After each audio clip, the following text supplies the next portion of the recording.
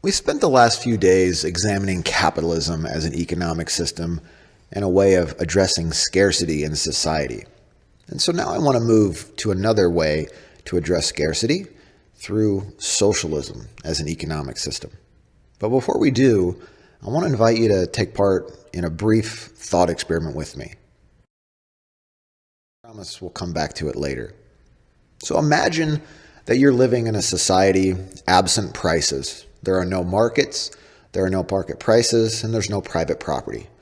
But scarcity still exists, and we still have questions and problems we need to answer. So I want you to imagine that between Kewanee and Galva, we'll call them City A and City B, we've got a mountain, and we need to get from City A to City B, and we've got two options.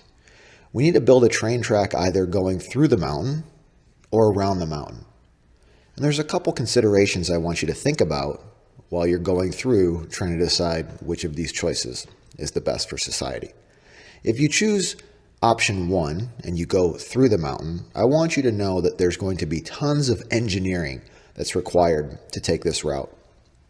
But since it's a straight shot, there's going to be much less in the way of actual raw materials and labor being used. Compare this to option B, or option number two, which is to go around the mountain. Now, if you go around the mountain, there's going to be lots and lots of physical resources that are used, lots of human labor that's used, but there's not going to be a whole lot in the way of engineering that is needed because, well, we've been building roads and railroads for a very long time. So what's the right choice? If I put you in charge, you're a socialist planner, you have to make this decision. Absent any of the knowledge that prices give you. You don't know how much engineering is going to cost. You don't know how much roads are going to cost. You don't know how much the materials are going to cost. All you know is that you need a railroad from City A to City B, Kewanee to Galva. There's a mountain in the way, and we have to decide whether we're going to go through or around. How would you go about making this decision? Take a second, think about this, and then we're going to come back to it a little bit later.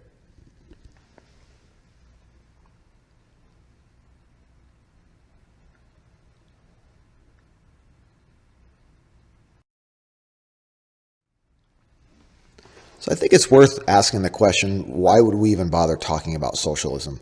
Since the fall of the Berlin Wall, it seems like on the economic battlefield that capitalism has won out. And I think that's absolutely true. But the idea of socialism is still incredibly popular.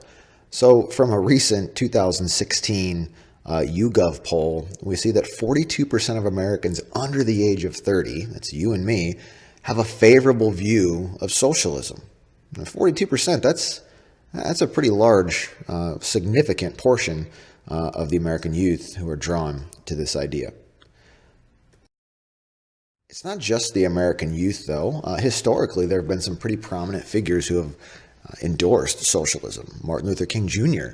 had said, and I quote, "There must be a better distribution of wealth in America, and maybe America must move toward a democratic socialism," which we'll see later is really no different than socialism as we would see in other parts of the world. If you don't take Martin Luther King's word for it and are not convinced, Albert Einstein, a famous physicist, had said, "I'm convinced that there's only one way to eliminate these grave evils."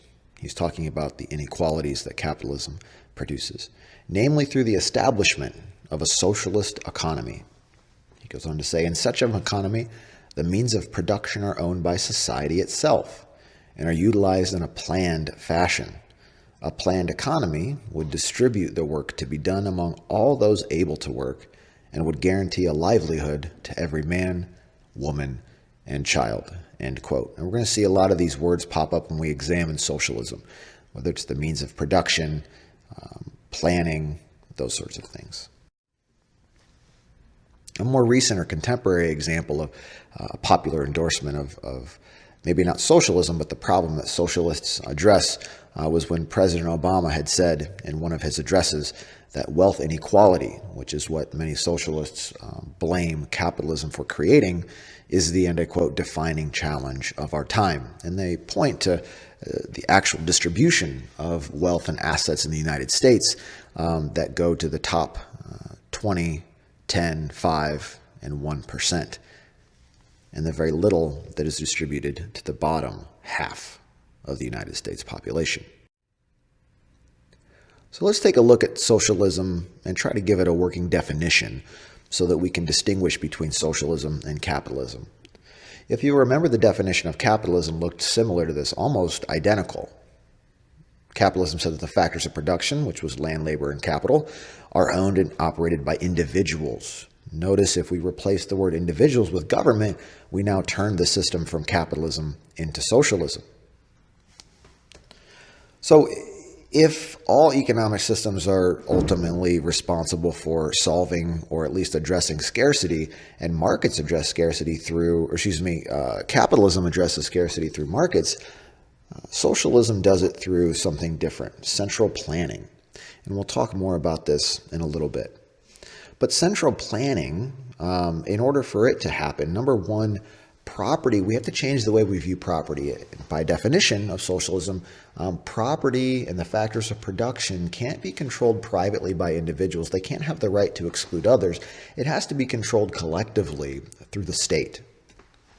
We also have to have industries and let's say the capital that we talked about before as a resource that is nationalized. That is, that it is owned by government and operated by government. Next, we have to have price controls. So if there are prices that are left in the economy, it's the government who sets or limits or regulates these prices. We need to have, according to the socialists, kind of a more equitable distribution of wealth, and that usually includes taxation on the top and redistribution to those on the bottom. Finally, a lot of socialists have advertised their system as being more equitable and just in that it provides some universal basic welfare services to individuals. So you might think of things like universal health care, universal education, universal housing, and the like. When we think of universal basic welfare, you can think of the catchphrase free. When people talk about free healthcare, education, housing, and food, we're talking about some universal, which means no one can be denied these services. Let's pause for a moment and take a look at a brief video describing socialism. What do Scandinavia, Bernie Sanders, and the Soviet Union have in common?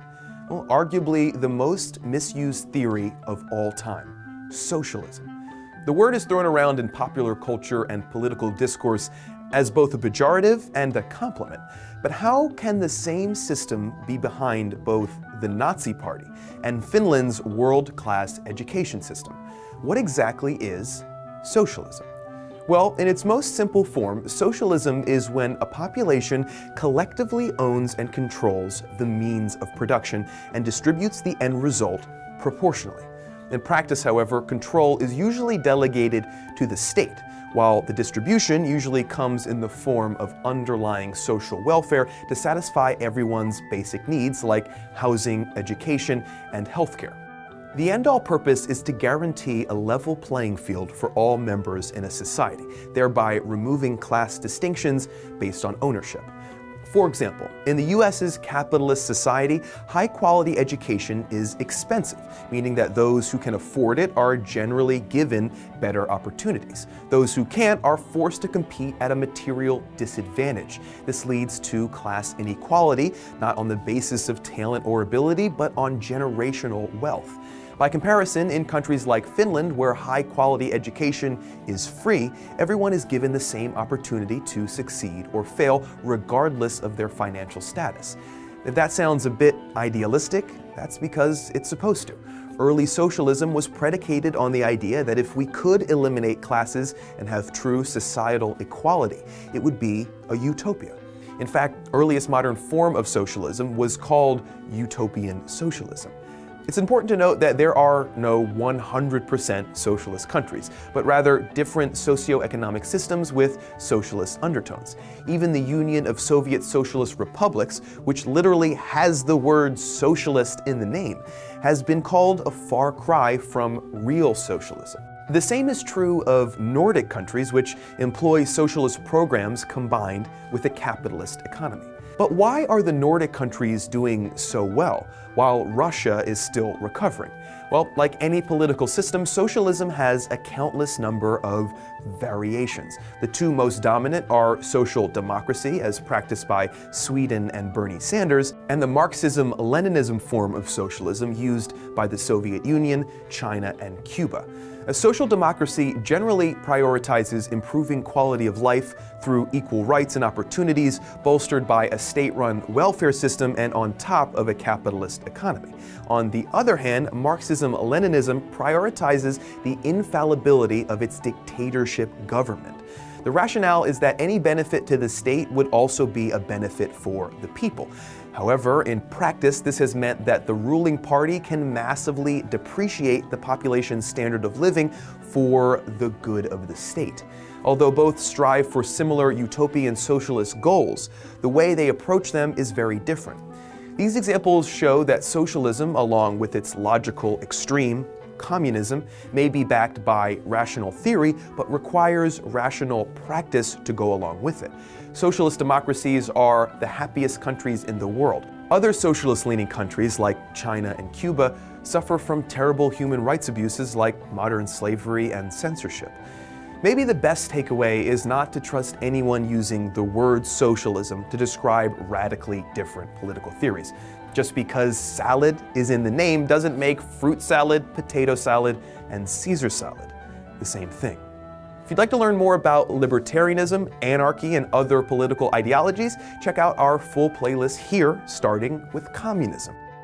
Although similar ideas have existed both naturally and intentionally since the dawn of time, the most common form of communism comes from the work of German philosophers Karl Marx and Friedrich Engels.